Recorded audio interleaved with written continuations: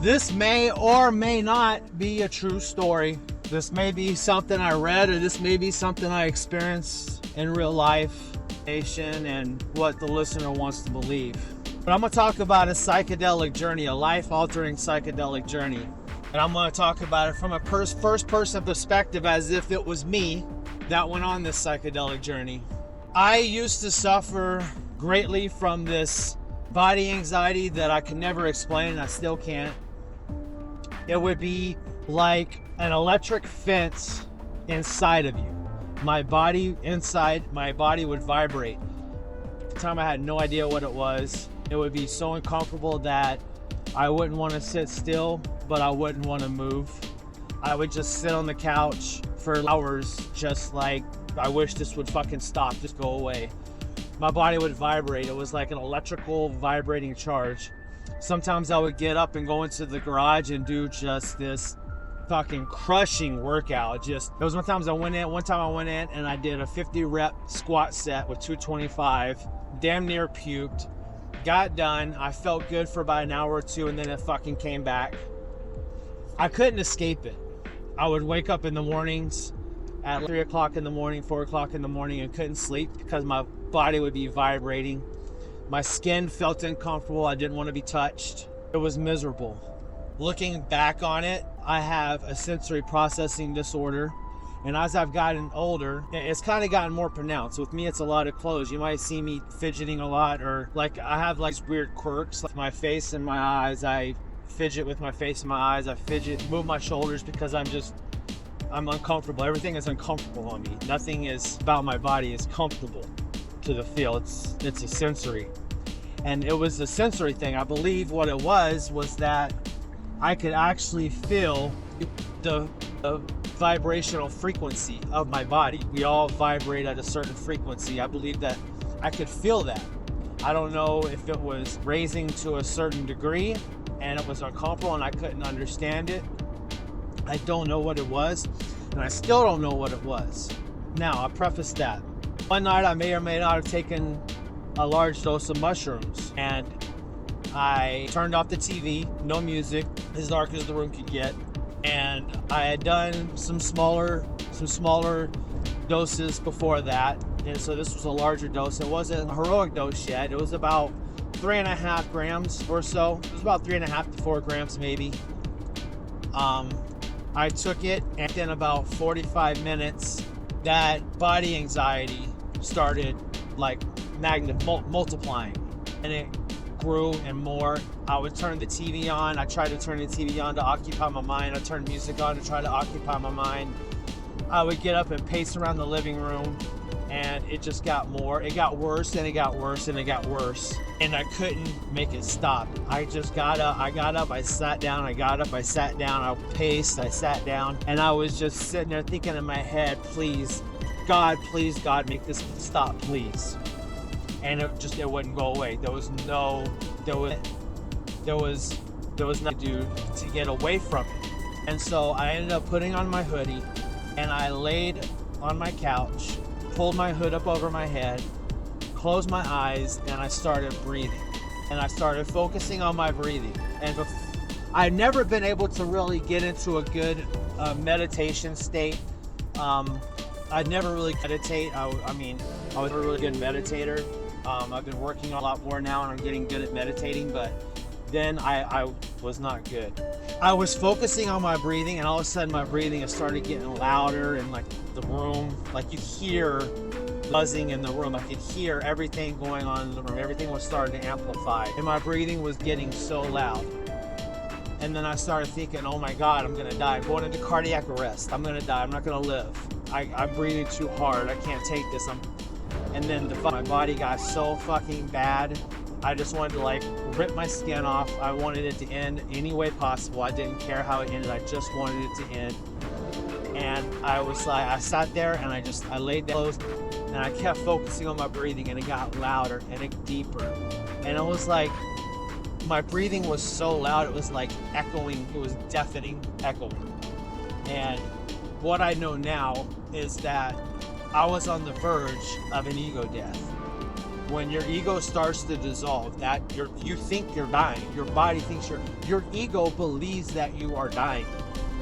And I didn't know anything about ego death at this time. I knew nothing about ego dissolution. I knew nothing about psychedelics and ego death. And I continued breathing. Finally, at a certain point, I ended up submitting to it. I ended up giving in and just releasing everything and fully giving in to where it was going. And I started, and my breathing slowed, and I started to fade in and out. I started like fade in and out of these little lucid, and I don't really remember any of them.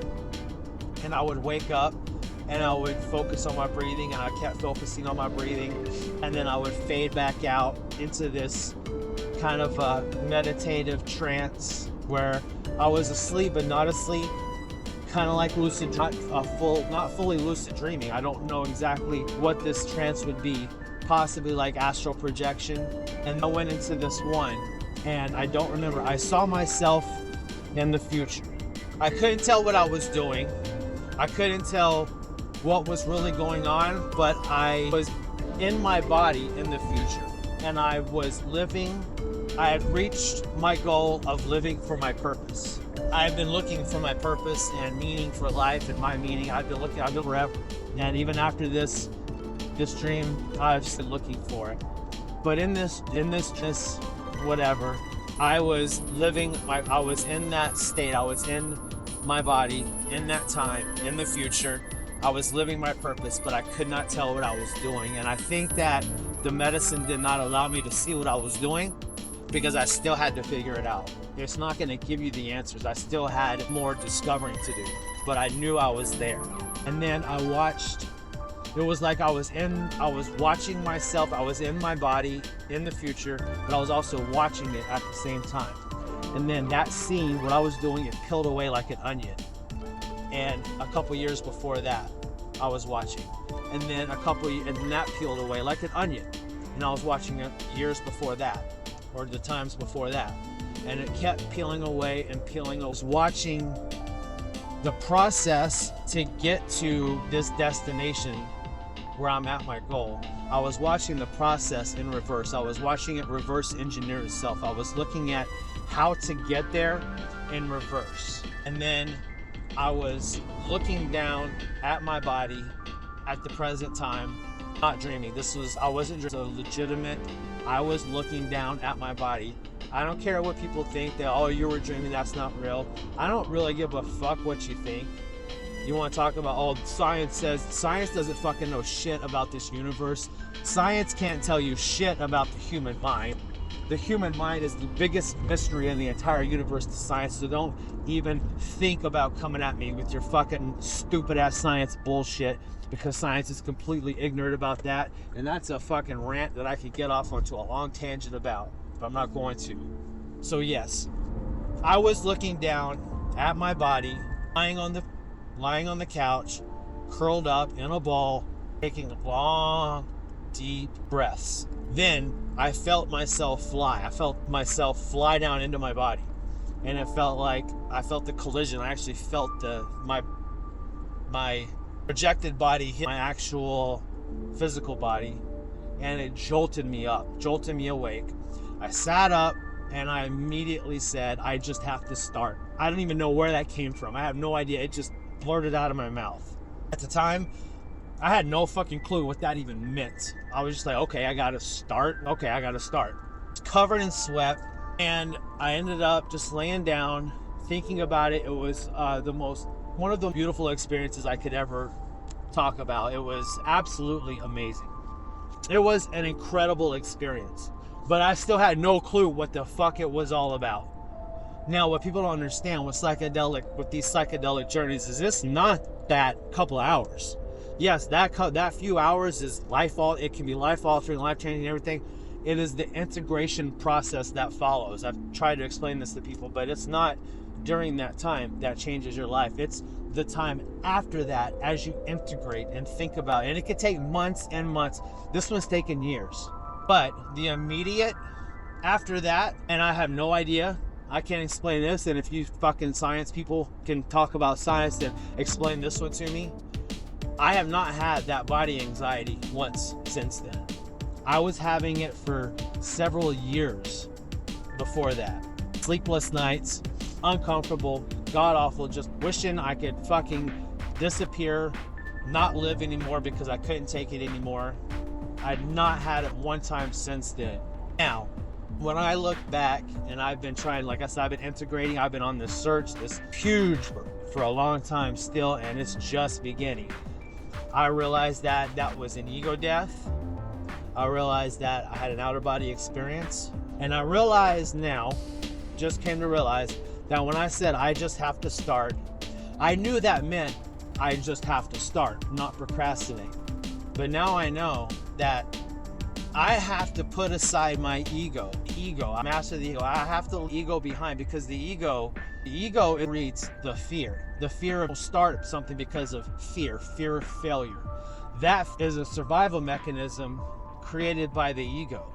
I have been scared to follow after my purpose. I've known my purpose all along, but I've been scared to follow it out of fear, out of failure, out of fear of what people think, out of fear of people making fun of me, out of fear of people talking shit, out of fear of not being good enough, out of fear of not having enough to offer, out of fear of not knowing what the fuck I'm doing, because some of this I have no fucking clue on how to do.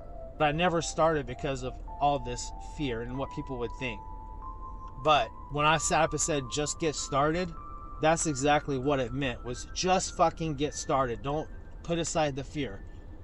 You don't know how to do it, you'll learn. All this stuff. My purpose, I know my purpose. I told Bonnie several months ago, I said, my purpose is to be a healer. I'm here healer. I was like, I'd love to like just quit my job, move out to the Amazon forest and learn from a shaman and become a shaman. And she was kind of like, well, why don't you do it? I was like, well, I can't really just like quit my job, move to the Amazon rainforest and become a shaman. And then it hit me a while ago that that's not what, that isn't, there's other ways to be a healer. I've always enjoyed mindset coaching, helping people with their mindsets. These people that get into these woe is me, self-pity mindsets, people that are addicted, addicts like myself, people that struggle with body image, people that struggle with motivation, people that struggle with fitness, that struggle with nutrition. There isn't many that know more about nutrition than I do. I might not have a doctorate, but I could probably go in and argue with somebody with their doctorate. There's not many people. Nutrition isn't that hard. It really isn't. There's not. I mean, you can go and get a PhD in fucking nutrition, but it's really fucking simple when you break it down. So it doesn't matter if you have a fucking doctorate in nutrition or not. Training, it's the same. It's really fucking simple. You got these people that complicate it and talk about, oh, the bicep, femoris, and you know, the origin, insertion, and blah-de-blah-de fucking blah. They want to fucking talk about all the books they read. No, it's easy. It's really, really, really fucking, to make it very difficult, but I choose not to, because I want to knowledge on the people and help people. I don't want people to think that, oh wow, look how smart this guy is. He went to school and he read some books. You know, to be honest, you want somebody, you're gonna build a house. Somebody that has several degrees and read books on how to build a house. You want a motherfucker that's gone out there and built a house. Also, you got these personal trainers who look like they never touched the weight in their fucking life. Are you gonna go out and ask somebody to build a house that thing house and it's fucking falling over, dilapidated, half sideways, fucking got nails sticking all over the fucking place? Or are you gonna go to somebody, a personal trainer, that looks like they lift? That you can look at them and tell, okay, this motherfucker knows what he's talking about. Yeah, you're gonna go to a guy that's doing it. Doesn't matter how many books they read or what degrees they have. You want the person that you can look at and tell, wow, they're really good. That's what I want. So I've come to learn that that's my purpose. That's the way I can heal people and help people. And it's all came to me through a psychedelic experience that I had several years ago, that I have just now starting to figure out and understand. But it's because I didn't stop trying to figure it out. I didn't stop trying to integrate it. I kept trying to fill the pieces in and put the pieces together and learning more and more and more. And like I said, this may or may not be a true story.